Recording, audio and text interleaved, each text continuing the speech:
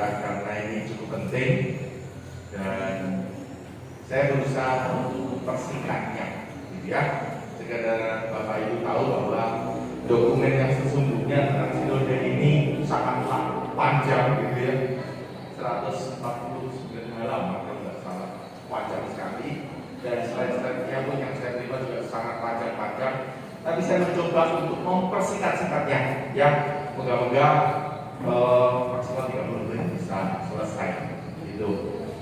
Oke, nanti Bapak Ibu yang pengen slide ini nanti minta sama saya. Saya kasih slide yang lebih lengkap lagi agar supaya bisa dilihat di rumah, ya, dipelajari di rumah. Jadi ya, Sinode Keuskupan Padang. Panggilan untuk berjalan bersama demi terwujudnya gereja sinodal, persekutuan, partisipasi dan misi. Ada yang janggal Bapak Ibu? Karena 31 Februari itu nggak ada ya, itu salah. Oke, saya segera ingetin aja supaya saya tahu Bapak Ibu agak ngantuk-ngantuk dikit. Jadi sinode ini yang bersinode itu sebenarnya Bapak Uskup, Bapak Ibu semuanya. Ya, kita tugasnya apa? Kita di paroki ini tugasnya membantu Bapak Uskup untuk mengumpulkan segala macam bahan, masukan, segala sesuatu untuk dapat dirangkum secara menyeluruh menjadi sebuah sintesis dari gambaran yang menyeluruh dari Keuskupan Padang, gitu ya.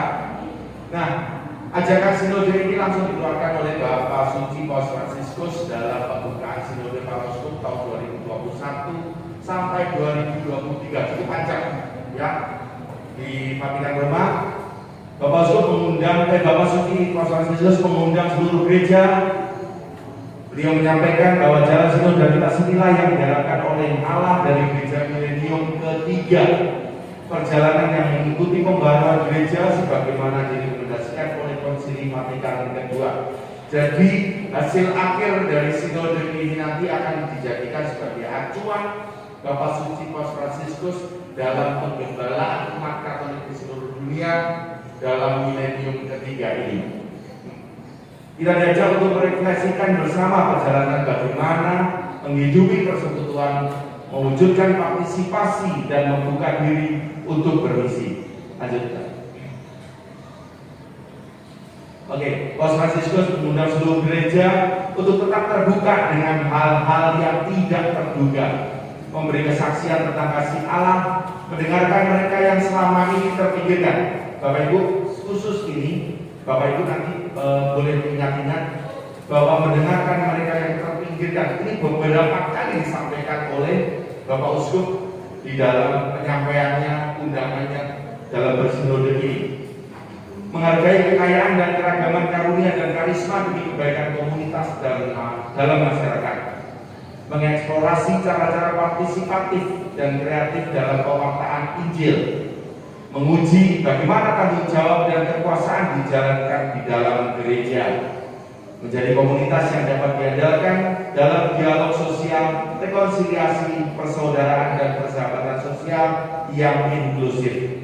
Memperbarui hubungan dengan komunitas denominasi dan agama lain dan kelompok-kelompok di dalam masyarakat. Ini semuanya adalah ajakan Paus Fransiskus dalam sinode kali ini. Ini adalah logo sinode.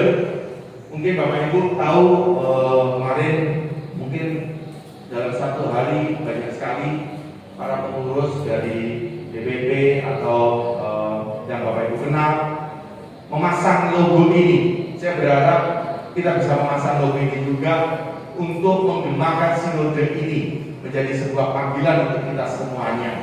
Ya, nantinya secara singkat saya akan menjelaskan secara singkat tentang apa arti dari logo ini yang nantinya bisa membuat Bapak Ibu lebih mudah untuk memahami tentang sinode ini. Silakan. Makna logo, ya ini yang saya sampaikan. Sebuah pohon besar megah penuh kebijaksanaan dan sebuah tanda vitalitas dan pengharapan mendalam yang mengungkapkan salib Kristus. Tanda ini memegang ekaristi yang bersinar seperti matahari, ya, ada bulat, ya. Cabang-cabang horizontal yang terbuka seperti tangan atau sayap yang pada saat yang sama menunjuk pada Roh Kudus. Umat Allah tidak statis, terus bergerak, mengacu langsung pada etimologi kata sinode, yaitu berjalan bersama. Perjalanan orang-orang dimulai dari pohon kehidupan. Jadi sinode ini etimologi atau arti harafiahnya itu adalah berjalan bersama, ya, berjalan bersama. Ini Pak. Lanjut tadi. Banyak orang acara merupakan tanda kegembiraan. Tidak ada hierarki di antara orang-orang ini. Semuanya setara. Muda, tua, pria, wanita, remaja, anak-anak, kaum awam, kaum religius, orang tua, pasangan, lajang, sehat, cacat, uskup dan biarawati tidak berada di depan mereka, tetapi di antara mereka. Kalau kita lihat gambar-gambar itu, ada beberapa deskripsi orang-orang, gitu ya, ada anak-anak, ada orang cacat, ada biarawati. Coba biarawati yang mana? Yang warna ungu tengah gitu ya, biarawati ya, kelihatan kayak suster Evangelista. Dan ada Bapak Suci juga yang memegang tongkat gembala. Kemudian ada orang tua yang memakai tongkat dan lain-lain. Semuanya di dalam gambaran ini semuanya berjalan beriringan bersama. Itulah makna dari sinode, berjalan bersama tanpa adanya hierarki. Ya, tidak ada hierarki di dalam sinode ini. Oh, maaf. Bapak Ibu, sekarang waktu menunjukkan jam 6. Mari kita berdoa Angelus bersama-sama. Dalam nama Bapa dan Putra dan Roh Kudus. Amin. Maria diberi kabar oleh malaikat Tuhan yang merayakan mengandung Salam Maria, rahmat Tuhan sertamu, terpujilah engkau di antara wanita dan terpujilah buah Yesus. Doakanlah kami dosa Aku ini hamba Tuhan. Salam Maria, rahmat Tuhan sertamu, terpujilah engkau di antara wanita dan terpujilah buah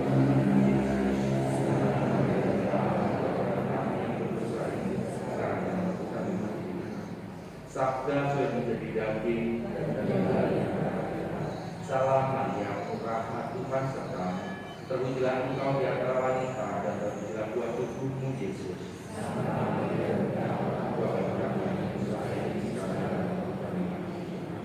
Doakanlah kami ya Sabda Muda Allah, supaya kami dapat mengalami Yesus. Marilah kita berdoa. Ya Allah, karena kabar malaikat kami mengetahui bahwa Yesus Kristus Putramu menjadi manusia, curahkanlah rahmat-Mu dalam hati kami, supaya karena sengsara dan salibnya kami dibawa kepada kebangkitan yang mulia, sebab Dia Tuhan dan menyantara kami. Amin. Dalam nama Bapa dan Putra dan Roh Kudus. Amin. Terima kasih Bapak. Saya lanjutkan. Sudah sewajarnya bahwa anak-anak kemudian remaja membuka jalan mengacu pada kata-kata Yesus. Aku bersyukur padamu Bapa, Tuhan langit dan bumi, karena semuanya itu Engkau sembunyikan bagi orang bijak dan orang pandai, tapi Engkau mengatakan kepada orang-orang kecil. Matius 11:25. Lanjut lagi. Garis dasar horizontal untuk gereja sinodal, persekutuan, partisipasi dan misi, yang dimaksud tulisan dia for a synodal church gitu ya. Melintang dari kiri ke kanan ke arah kumpulan orang-orang yang berbaris, menggarisbawahi dan memperkuatnya hingga diakhiri dengan tema sinode 2021-2023. Itulah makna logonya. Lanjut. Dan kita semuanya dipanggil untuk berjalan bersama, yang mana perjalanan sinodal kita tandai dengan perubahan-perubahan penting dalam masyarakat. Kita dipanggil untuk membaca tanda-tanda zaman. Tragedi global pandemi COVID-19 membangkitkan kesadaran bahwa tidak ada yang dapat diselamatkan sendirian, tetapi pandemi juga mempertajam ketidaksetaraan dan ketidakadilan. Melihat kembali pengalaman duka dan derita, khususnya mereka yang terluka karena penyalahgunaan kekuasaan para klerus dan pelayan gereja, kekuasaan ekonomi, hati nurani dan seksual. Gereja harus mendengar cerita para korban. Di beberapa gereja berkembang partisipasi dan gerakan baru terkait peran orang muda dan perempuan untuk menjadi pelaku utama dalam pelayanan gereja. Ada tegangan sekularisasi yang menyingkirkan agama dari ruang publik melawan fundamentalisme agama yang menyuburkan intoleransi dan kekerasan. Kita diminta memperhatikan keretakan yang disebabkan oleh alasan etnis, ras, strata sosial, ekonomi. Kita perlu mewujudkan tanda kenabian dengan mendampingi kaum miskin yang paling hina untuk menyuarakan suara mereka. Lagi-lagi di sini ya, kembali ke sini. Lagi-lagi di sini kita diminta untuk kita perlu mewujudkan tanda kenabian dengan mendampingi kaum miskin dan yang paling hina untuk menyuarakan suara mereka. Jadi para orang-orang yang menjauh dari gereja karena satu alasan dan lain-lain, karena kemiskinan, karena keterbelakangan dan lain-lain, kita diajak mengundang mereka. Dan mereka yang punya pengalaman-pengalaman buruk seperti di poin ketiga, pengalaman duka dan derita, kita juga diajak untuk mengundang mereka. Sebisa mungkin kita ajak mereka. Kita ingin dengar pengalaman rohani mereka. Lanjut. Ini sejarahnya saja bahwa gereja yang secara konstitutif sinodal, karena sinodalitas itu merupakan modus vivendi cara hidupnya orang Katolik, ya, dan modus operandi cara bergerak. Ketika persekutuan umat Allah atau gereja secara bersama-sama ambil bagian aktif dalam misi penginjilan. Lanjut lagi. Tema sinode 2021-2023 yaitu demi terwujudnya sebuah gereja sinodal, persekutuan, partisipasi, dan misi. Apa itu persekutuan? Allah mengumpulkan kita bersama dalam satu iman, kasih, dan kesatuan Trinitas. Semua umat memiliki peran dalam pelayanan sebagai panggilan Tuhan. Semua umat di sini garis bawahi, semua umat. Lanjut tadi. Di mana semua umat diajak juga untuk berpartisipasi, seluruh anak dalam keragaman dipanggil untuk berdoa, mendengarkan, menganalisis, berdialog, menimbang-nimbang, dan memberi usulan dalam membuat keputusan-keputusan pastoral yang sesuai dengan kehendak Allah. Kita harus memastikan peran serta mereka yang terpinggirkan dan dikucilkan. Lagi-lagi nih, mereka yang dipinggirkan, dikucilkan, sedikit diberi penekanan di akhir kalimat ini. Lanjut lagi. Misi proses sinodalitas ini memiliki dimensi misioner yang mendalam agar gereja mampu memberikan kesaksian yang lebih baik tentang kabar baik Injil sebagai ragi yang siap mewujudkan datangnya kerajaan Allah. Seluruh makalah diundang bersinode. Seluruh makalah berbagi martabat dan panggilan yang sama melalui pembaptisan untuk berperan aktif dalam kehidupan gereja. Di paroki, di komunitas kategorial, komunitas religius, sekolah, baik laki-laki maupun perempuan, orang muda maupun orang tua, kita diundang untuk saling mendengarkan agar dapat mendengarkan bisikan Roh Kudus yang datang untuk membimbing usaha-usaha manusiawi kita, membentuk persekutuan yang lebih dalam untuk misi kita di dunia. Sebelum saya membahas ini, maaf tadi kita bisa kembali, saya akan serahkan ini. Nanti ada petunjuk di sini, perwakilan dari Tari Bangun, Alinka Ujuk. Ini ada satu paket. Dan aja oke. Bapak Ibu boleh lihat di situ ada di pedoman ini.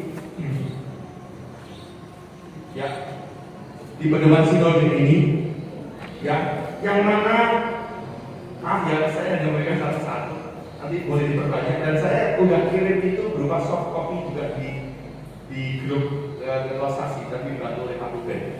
Ya, di sini ada pola ibadah bersinode, ya,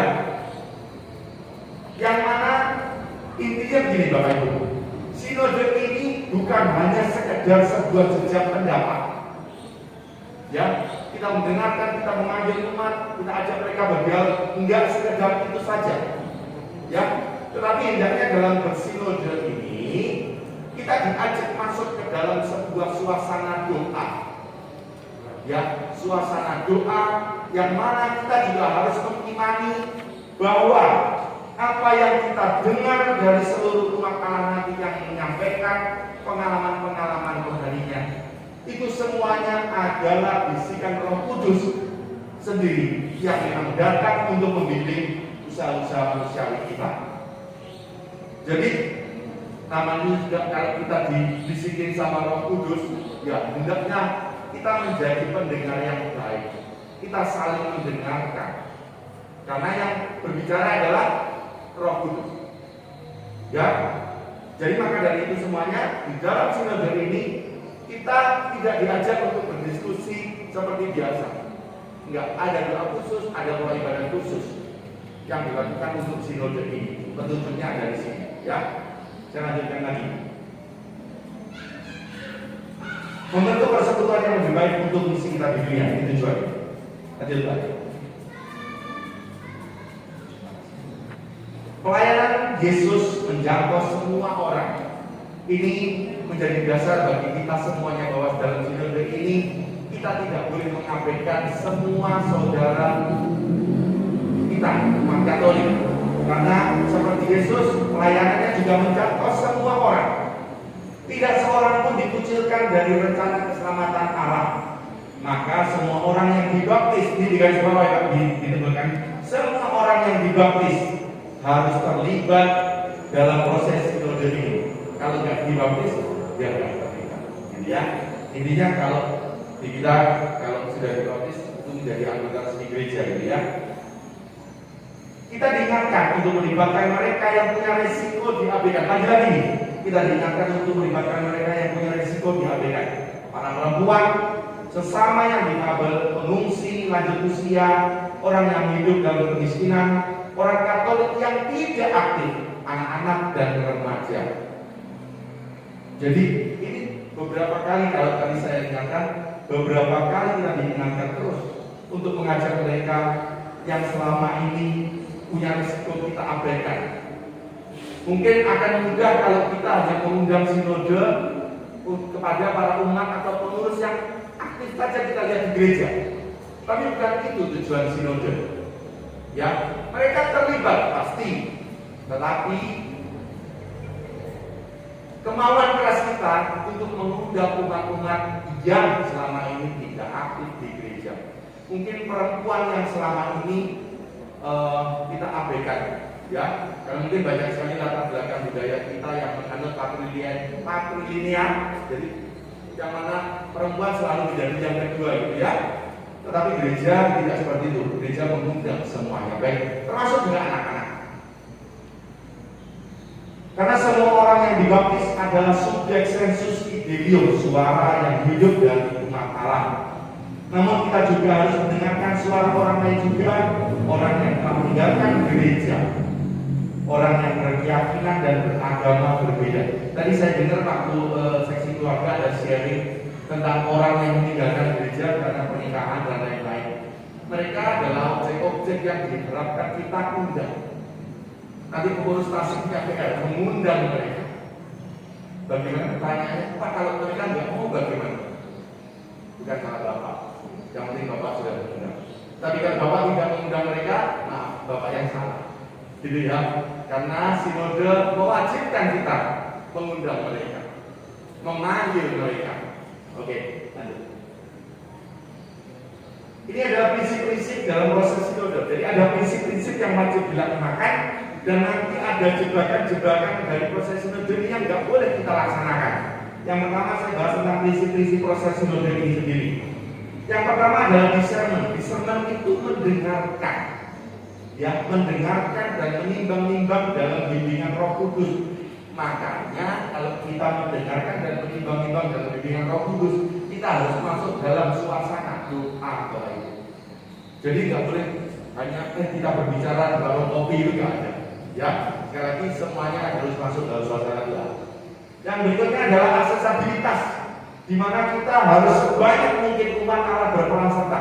Kita nggak boleh menolak semua umat yang ingin berpartisipasi dalam sinode ini. Ya, Nanti misalnya ada bapak-bapak atau ibu-ibu yang wah ini vokal nih ya, vokal nih.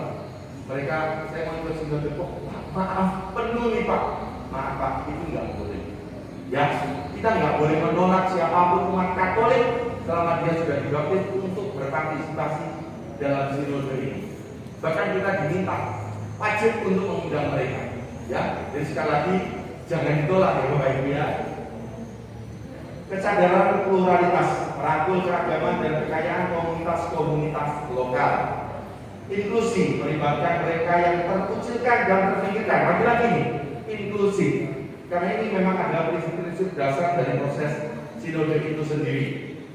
Ya, kemitraan, yaitu kerjasama tim, menghargai hak martabat dan pendapat setiap orang, siapapun dia.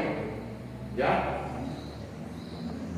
sintesis yang akurat yaitu menangkap dengan tepat semua pandangan termasuk dari minoritas peserta. Ini nanti adalah tugas dari konsulen dalam proses sinode ini untuk menangkap, karena kita tahu bahwa tidak semua orang bisa menyampaikan dengan jelas aspirasinya, pengalamannya.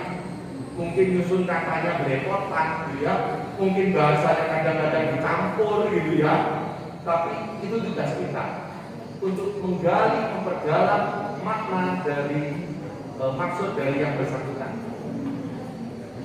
Sikap adil memperlakukan setiap orang secara sama sehingga setiap suara dapat didengarkan. Lanjut Pak. Ini adalah prinsip-prinsipnya. Prinsip sinode, proses sinode adalah proses spiritual. Sekali lagi, proses spiritual. Dan bukan semata-mata suatu pengumpulan data yang teknis atau serangkaian rapat apalagi debat. Discernment ini yaitu mendengarkan dan menimbang-nimbang dalam bimbingan Roh Kudus ya, harus menjadi suatu cara hidup. Discernment merupakan seni menafsirkan yang mencakup refleksi, melibatkan hati dan pikiran untuk mengambil keputusan yang sesuai dengan kehendak Allah. Partisipasi adalah jalan di mana kita keluar dari diri kita sendiri dan berjumpa dengan orang yang memiliki pendapat berbeda. Jangan takut ya Bapak ya. Nanti ketemu misalnya di Taregamon, misalnya ada ketegangan di beberapa kelompok umat, kita harus mengundang mereka, kita harus mau dengar mereka semuanya. Yang seburuk apapun kita dengar, seburuk apapun kita dengar, dan kita catat itu menjadi sebuah suara dari Roh Kudus sendiri. Terima kasih. Lanjut Mbak. Ini 8 jebakan yang tadi saya katakan. Ini 8 hal ini yang nggak boleh kita lakukan. Ya. Yang pertama adalah keinginan untuk mengarahkan diri sendiri dan tidak memberi ruang untuk dibimbing oleh Roh Kudus. Sinode adalah sebuah proses spiritual bersama dan bukan satu pengaturan strategi manusiawi. Kedua, hanya berfokus pada apa yang menjadi perhatian kita saja. Dalam sinode kita didorong untuk bertanya apa rencana Allah bagi gereja kita di sini. Bagaimana kita dapat mewujudkan mimpi Allah bagi gereja di kehidupan pada ini. Yang ketiga, hanya berfokus pada persoalan dan kesulitan yang membuat kita menjadi putus asa dan pesimis jadinya gitu ya. Hanya berfokus pada struktur. Sinode secara alami akan meminta pembaruan struktur dan partisipasi dari makalah secara lebih penuh. Kelima, hanya melihat realitas internal gereja. Sinode mendorong kita berdialog dengan lintas budaya, lintas ilmu dan lintas agama maupun keyakinan. Keenam, bahaya konflik dan perpecahan karena tidak siap menghadapi perbedaan pendapat. Jadi hati-hati Bapak Ibu. Nanti Bapak Ibu ketika hadir di dalam sebuah pertemuan sinode, betul-betul harus menyiapkan diri yang baik agar supaya kita siap mendengar apapun suara yang disampaikan oleh saudara-saudara kita, maupun itu pendapat yang berbeda maupun yang sama, yang manis-manis maupun yang pahit-pahit, ya. Yang ketujuh, godaan menjadikan sinode sebagai satu sidang parlemen di mana ada semacam pertempuran pandangan pendapat untuk saling mengalahkan. Yang terakhir, godaan hanya mendengarkan mereka yang sudah terlibat aktif di gereja. Oke Pak, lagi-lagi ya, kita ingatkan untuk tidak hanya mendengar mereka yang sudah terlibat aktif di gereja, tidak hanya mereka. Hari ini memang lebih mudah namun mengabaikan sebagai besar umat lainnya yang tidak terlibat aktif. Oke, lanjut. Ini adalah agenda sinode tingkat keuskupan kita. Ya, memang sinode sering kali saya ditanya, Pak, sinode sampai tahun 2023. Ya benar, itu sinode para uskup memang akan selesai 2023. Tetapi di tingkat keuskupan kita ini, di tingkat paroki kita ini sudah harus selesai di akhir Januari 2022. Ya, kita ini masih menjalankan fase sebelum prasinode, yang mana nantinya akan ada pertemuan prasinode tingkat keuskupan. Jadi setelah semuanya nanti kesimpulan kita ambil dalam sebuah laporan, kemudian akan diadakan pertemuan prasinode, yaitu mengundang seluruh pastor paroki ke Padang untuk melakukan prasinode bersama Bapak Uskup. Ingat, ini masih prasinode, gitu ya, karena yang bersinode itu Bapak Uskup.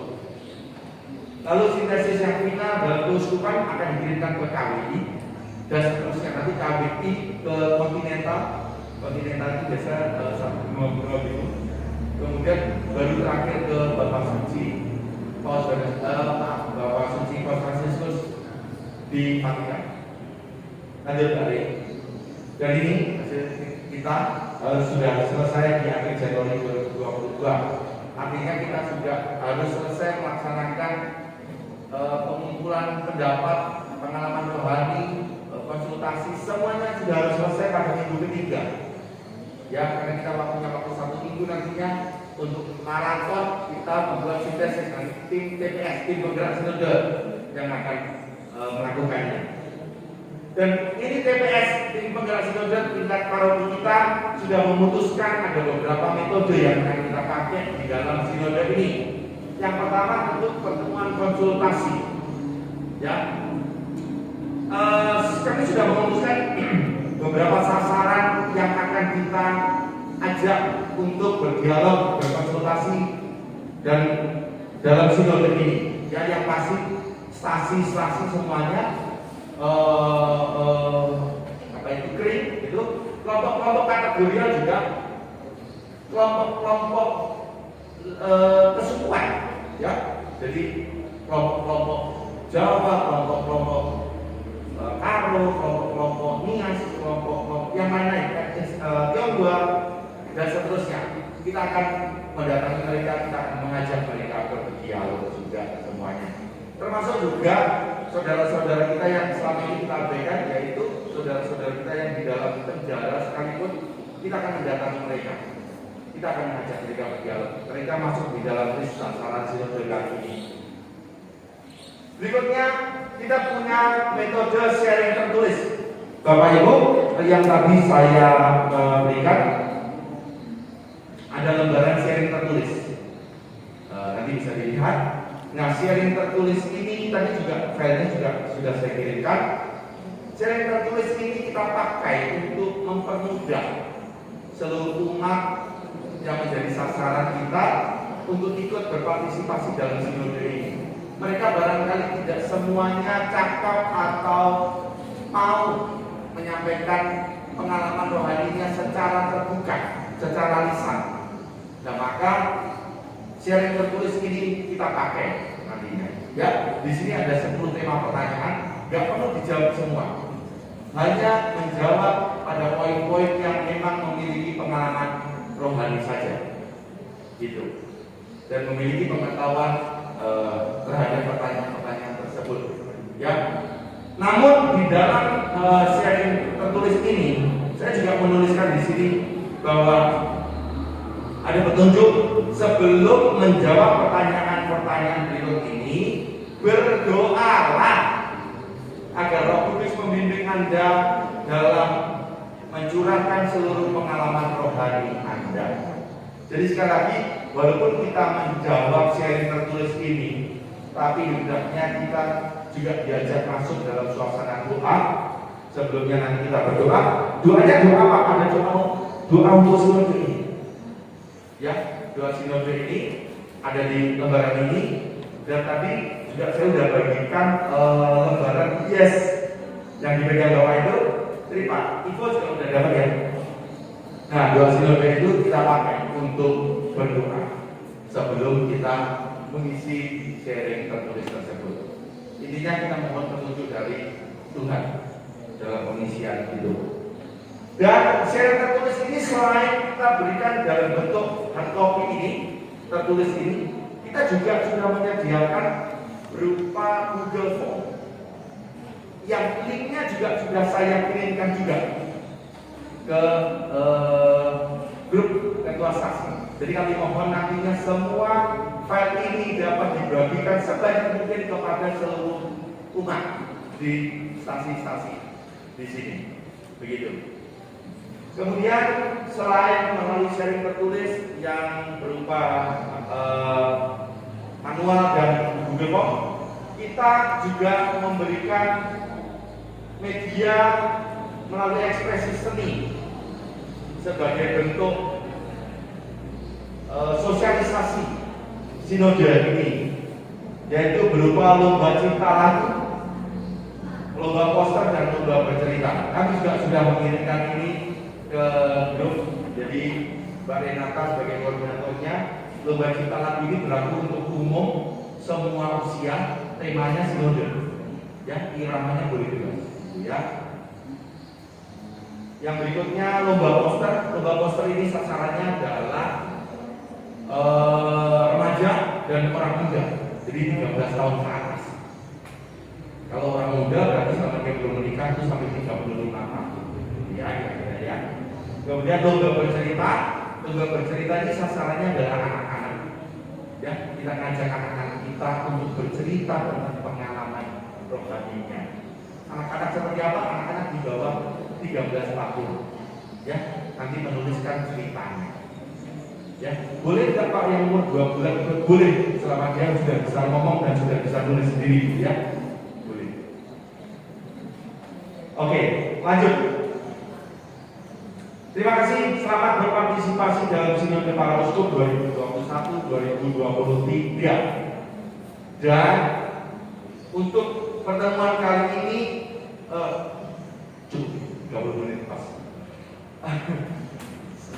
Saya sebagai koordinator tim penggerak Sinode Paroki tentunya juga ingin mengundang semua umat dari stasi wilayah 1 ini, ya, untuk kita bersinode. Dan saya berharap kita bisa menjadwalkan pertemuan sinode ini sesegera mungkin, mengingat waktunya juga sangat-sangat terbatas. Ya, arahannya seperti yang tadi, siapa yang mau diundang seperti tadi sudah saya sampaikan. Sekiranya ada pertanyaan, silakan mengajukan